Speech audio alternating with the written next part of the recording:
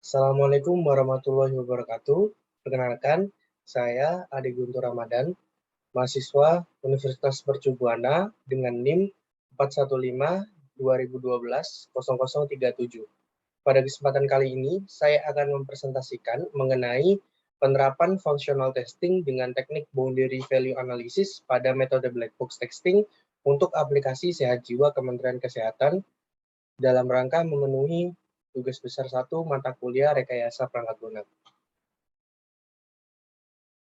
Yang pertama, pada presentasi kali ini, saya akan memaparkan mengenai hasil uji coba saya di beberapa fitur aplikasi sehat jiwa, seperti konsultasi online, bantuan cepat 119, pesan, notifikasi, halaman beranda, yang meliputi info kesehatan, MHGAP IG, cari fasilitas kesehatan, info layanan, deteksi dini, dan tentang sehat jiwa. Pertama-tama saya akan memaparkan terlebih dahulu mengenai teori fundamental terkait black box testing. Black box testing itu dapat disebut juga behavioral testing, adalah pengujian yang dilakukan untuk mengamati hasil input dan output dari perangkat lunak tanpa mengetahui struktur kode dari perangkat lunak. Lalu saya di sini menggunakan jenis black box testing functional testing, yaitu umumnya jenis testing ini juga lebih fokus pada pengujian berbagai aspek pentingnya dalam suatu aplikasi dan integrasi antara setiap komponen utamanya. Lalu saya menggunakan teknik boundary value analysis, di mana teknik ini berfokus pada pencarian error dari luar atau sisi dalam perangkat lunak. Itu beberapa teori fundamental terkait black box testing, lalu saya menggunakan functional testing dan juga tekniknya boundary value analysis. Yang pertama, overview dulu mengenai aplikasinya. Jadi aplikasi Sehat Jiwa ini offered by Kemenkes Kesehatan Jiwa, size-nya 19 MB. Linknya dapat rekan-rekan kunjungi di play.google.com/store, di mana atau ketik aja di Google Play Store teman-teman aplikasi Sehat Jiwa. Nanti akan muncul ikonnya warna biru seperti ini. Nah, untuk aplikasi Sehat Jiwa ini adalah aplikasi yang dikembangkan sebagai wadah komunikasi, edukasi, serta informasi tentang kesehatan jiwa bagi masyarakat yang dikembangkan oleh Direktorat Pencegahan dan Pengendalian Masalah Kesehatan Jiwa dan Nafsa oleh Kementerian Kesehatan. Baik, yang pertama di halaman beranda, di sini terdapat beberapa fitur ya, ada 8 fitur. Lalu fokus testing saya di sini adalah yang pertama menampilkan icon feature. Nah, icon-iconnya di sini bisa dilihat di nomor 1. Di sini tampil semua, maka uji coba dinyatakan pass, di mana icon seperti info kesehatan, MHGAP IG, cari fasilitas kesehatan, info layanan, deteksi dini, lalu tentang kesehatan jiwa gitu ya, tentang sehat jiwanya itu muncul semua di sini. Lalu untuk test case nomor 2 menampilkan list berita terbaru, ini fail. Kenapa? Ketika aplikasi ini dibuka, itu langsung muncul gangguan server atau data sedang tidak tersedia. Seharusnya akan muncul seperti ini, list berita terbaru. Dan juga pada nomor 4 akan muncul juga banner informasi seperti ini.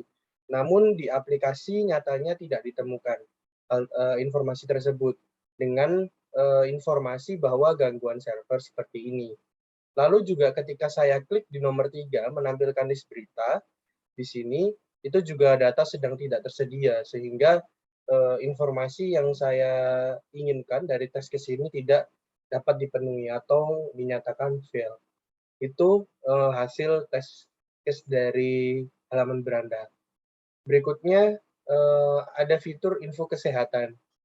Nah, di sini harusnya akan berisi info mengenai masalah kesehatan jiwa yang sering dialami masyarakat seperti cemas, gangguan tidur, depresi, psikotik, stres gitu ya, serta informasi bagaimana cara pencegahan dan pengendaliannya. Nah, expected output seharusnya yang muncul dalam aplikasinya adalah seperti ini, ada list-list info kesehatan seperti ini. Namun ketika saya coba klik di aplikasi, ternyata gangguan server, data sedang tidak tersedia seperti ini, sehingga skenario testing dari test case menampilkan list info kesehatan dinyatakan fail. Lalu ada fitur MHGAP-IG, di mana ini adalah versi elektronik resmi dari panduan intervensi MHGAP Organisasi Kesehatan Dunia atau WHO untuk gangguan mental, neurologis, dan penggunaan zat dalam kesehatan non-khusus. Skenario testingnya adalah menampilkan informasi MHGAP-IG. Di sini saya nyatakan fail karena ketika saya klik pada aplikasi, muncul seperti ini terus, dan ini cukup lama seperti ini. Saya mencoba sekitar 15 menit tetap gangguan seperti ini, sehingga saya nyatakan untuk skenario testingnya adalah fail dan tidak menampilkan informasi yang diharapkan. Selanjutnya, fitur cari fasilitas kesehatan, di mana fitur ini untuk membantu masyarakat untuk menemukan fasilitas kesehatan. Seharusnya pada fitur ini itu menampilkan list-list fasilitas kesehatan. Namun ketika saya coba, sama seperti beberapa fitur yang lain, ada gangguan server dan data yang diminta tidak dapat ditampilkan, muter-muter terus seperti ini. Jadi loading pop-up-nya tidak close, tidak di hide gitu, karena data tidak ditemukan dan belum dihandle oleh developer sepertinya. Nah, skenario testingnya adalah menampilkan informasi fasilitas kesehatan. Saya di sini nyatakan fail karena tidak berhasil menampilkan informasi tersebut. Gitu. Lalu ada info layanan. Nah, di info layanan ini menampilkan informasi layanan yang diberikan oleh aplikasi. Informasi mengenai data fasilitas kesehatan seperti rumah sakit, puskesmas, klinik, dan dinas kesehatan. Seharusnya expected output-nya seperti ini. Jadi di sini ada list-listnya. Namun ketika diklik di info layanan, itu gangguan server juga. Sehingga di skenario testing ini menampilkan informasi layanan dinyatakan fail.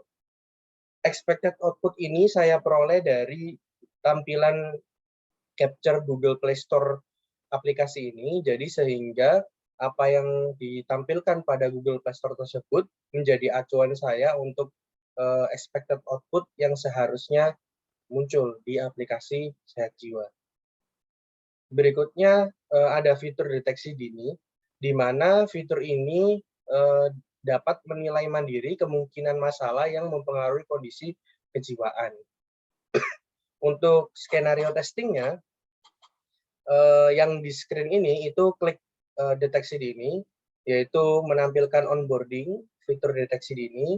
Di sini saya nyatakan paste karena berhasil menampilkan tampilan seperti ini. Lalu klik button mulai untuk berpindah halaman ke pilih metode, di mana ketika diklik aplikasi berhasil menampilkan apa yang ada di test case sehingga saya nyatakan paste. Lalu menampilkan list button pilihan metode deteksi ini pada halaman pilih metode. Nah, di sini juga menampilkan ada 3 button ya, button metode deteksi dini. Saya nyatakan paste juga. Berikutnya kita akan uji coba masing-masing dari metode. Ada metode CATCH, GDS 15, dan SRQ 20. Yang pertama metode CATCH dulu. Metode CATCH ini secara internasional merupakan instrumen penilaian untuk mengidentifikasi seseorang kecanduan alkohol. Nah, skenario testingnya adalah pertama klik button metode CATCH untuk berpindah ke halaman form metode CATCH. Di sini saya nyatakan paste karena berhasil, seperti kita tadi lihat bersama-sama. Lalu mengisi form pernyataan metode CATCH. Di sini saya nyatakan paste juga karena tidak ada kendala dalam mengisi formnya, karena di sini mengisinya hanya radio button. Lalu yang ketiga, klik button selesai untuk submit jawaban pertanyaan dari metode CATCH. Di sini saya nyatakan paste juga karena ketika saya klik selesai, maka akan mensubmit form yang sudah saya isi, dan juga skenario tes yang keempat menampilkan hasil deteksi dini metode CATCH. Saya nyatakan paste juga karena muncul hasil skor dari inputan yang saya input sebelumnya. Yang kedua, metode GDS 15. Di sini sama skenario-nya, klik juga metode GDS 15. Di sini sebetulnya metode GDS 15 ini adalah instrumen penilaian yang paling sering digunakan untuk mendiagnosis depresi pada usia lanjut. Nah, di sini skenario tes yang pertama diklik button. Saya nyatakan paste karena bisa diklik buttonnya dan berpindah ke halaman form metode GDS 15. Lalu mengisi seluruh form.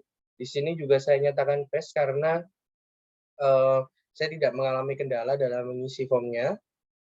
Ada 15 pertanyaan di sini. Lalu yang ketiga, klik button selesai untuk submit. Ketika saya submit tidak ada kendala dan saya nyatakan paste. Lalu yang terakhir menampilkan hasil deteksi dini metode GDS 15. Di sini saya nyatakan paste karena muncul skor atau nilai dari form yang sudah diisi sebelumnya. Gitu.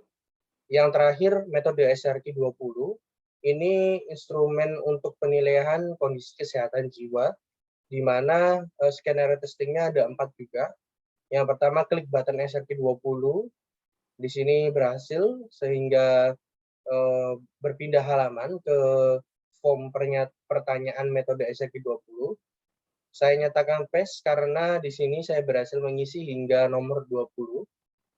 Lalu klik button selesai, submit jawaban pertanyaan metode SRQ 20. Saya nyatakan paste karena ketika saya klik juga bisa untuk submit dan hingga menampilkan hasil deteksi dini metode SRQ 20. Di sini saya nyatakan paste untuk deteksi dini. Dan tidak ada temuan terkait fitur-fitur deteksi dini.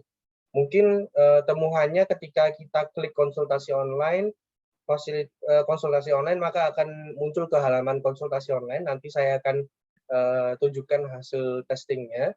Lalu fasilitas kesehatan yang seperti saya sampaikan di awal, bahwa tidak bisa menampilkan fasilitas kesehatan. Lalu bantuan cepat nanti saya akan juga tunjukkan mengenai hasil testingnya. Yang berikutnya tentang fitur Sehat Jiwa. Di sini menyajikan informasi terkait aplikasi Sehat Jiwa beserta dengan visi dan misinya. Skenario testingnya dapat menampilkan informasi tentang aplikasinya. Ini saya nyatakan paste karena ketika saya klik bisa dan menampilkan informasi yang diminta. Berikutnya ada fitur konsultasi online, di mana fitur percakapan via chat yang memudahkan pasien untuk berkonsultasi langsung dengan psikiater dan psikolog. Di sini ada 7 skenario testing. Yang pertama, menampilkan informasi tentang konsultasi online dan klik button daftarkan nomor handphone untuk menuju ke halaman input nomor handphone. Di sini saya nyatakan paste karena ketika saya klik di sini konsultasi online, maka menampilkan informasi tentang konsultasi online, lalu klik button daftarkan nomor handphone. Ketika diklik, maka akan berpindah ke halaman input nomor handphone. Yang kedua, input nomor handphone dan klik button lanjutkan untuk menuju ke halaman kode verifikasi. Ini saya nyatakan paste juga karena ketika saya klik lanjutkan akan berlanjut ke halaman kode verifikasi. Di sini ada negatif tes untuk input verifikasi tidak sesuai dengan kode yang didapat. Di sini paste karena ketika saya inputkan kode verifikasi yang diminta dengan kode verifikasi yang berbeda, ketika saya input akan muncul pop-up kode verifikasi tidak sama. Lalu ketika saya masukkan dengan kode verifikasi yang sama dengan apa yang diminta, maka akan berlanjut ke form berikutnya. Itu tes case yang nomor 4. Saya nyatakan paste juga karena setelah saya klik lanjutkan, akan menuju ke halaman form data diri. Nah, di sini pertama aplikasi akan melakukan load dulu dan mengambil data lokasi. Setelah itu fill untuk nomor telepon langsung autofill, di sini di disable. Untuk test case-nya mengisi seluruh form data diri dan klik button simpan untuk menuju ke halaman list psikolog dan psikiater. Di sini saya nyatakan paste karena saya tidak ada kendala dalam mengisi pada form ini dan ketika saya klik simpan akan menuju ke halaman list psikolog dan psikiater. Lalu di sini ada beberapa status seperti tidak tersedia, sedang konsultasi gitu ya. Saya klik yang button lanjutkan di sini yang dengan status konsultasi, maka akan menampilkan dokter sedang berkonsultasi dengan pengguna lain. Nah, itu adalah skenario tes 7 dan saya nyatakan paste. Namun di sini fiturnya sepertinya datanya adalah data dummy. Kenapa? Yang pertama, fotonya di sini itu tidak muncul, dan juga saya sudah uji coba di beberapa hari terakhir, status dokter yang nomor 2 ini, atau psikiater yang nomor 2 ini selalu sedang konsultasi, di mana artinya eh, psikiater ini sedang menangani pasien, namun kejanggalannya adalah saya coba di tengah malam, statusnya masih tetap. Maka saya berasumsi bahwasanya data di sini adalah data dari seperti itu. Yang berikutnya ada fitur bantuan cepat 119, di mana fitur ini membantu pengguna untuk meminta bantuan kepada call center 119. Nah, skenario testingnya yang pertama mengisi seluruh form bantuan cepat. Di sini klik dulu yang ini, lalu diisi formnya, itu paste. Lalu ketika saya klik button panggil cepat untuk meminta bantuan kepada call center 119, ini aplikasi tidak memberikan feedback apapun, sehingga saya nyatakan fail, dan saya berasumsi bahwa pesan yang dikirim di sini atau panggil cepat yang saya klik di sini itu tidak menghasilkan output apa-apa, karena pada aplikasi dia tidak memberikan feedback apapun. Begitu juga dengan fitur pesan, fitur ini itu untuk mengirim pesan pengguna kepada developer aplikasi terkait gangguan atau yang lainnya. Di sini klik pesan, lalu mengisi seluruh form. Di sini saya nyatakan paste karena saya bisa mengisi seluruh formnya tanpa ada kendala. Namun seperti tadi yang di call cepat 119 itu ketika klik button simpan, aplikasi tidak memberikan feedback apapun. Jadi saya nyatakan pengujian di sini fail. Yang terakhir, notifikasi. Fitur ini menyajikan notifikasi dalam aplikasi. Skenario testingnya menampilkan notifikasi. Di sini saya nyatakan fail, karena ketika saya klik notifikasi di sini, itu muncul gangguan server data tidak tersedia. Sehingga skenario testing menampilkan list notifikasi, saya nyatakan fail. Recap dari skenario testing ini, yang pertama, total test case-nya sekitar 36, yang pass 26, yang fail 10. Sehingga dapat disimpulkan hasil black box testing ini menunjukkan 72,3% pengujian berhasil sesuai dengan skenario testing, dan 27,7% pengujian gagal karena hasil output dari aplikasi tidak sesuai dengan skenario testing. Mungkin itu yang dapat saya sampaikan, kurang lebihnya saya mohon maaf. Jika ada pertanyaan dapat meninggalkan atau email saya di email berikut ini. Sekian, terima kasih.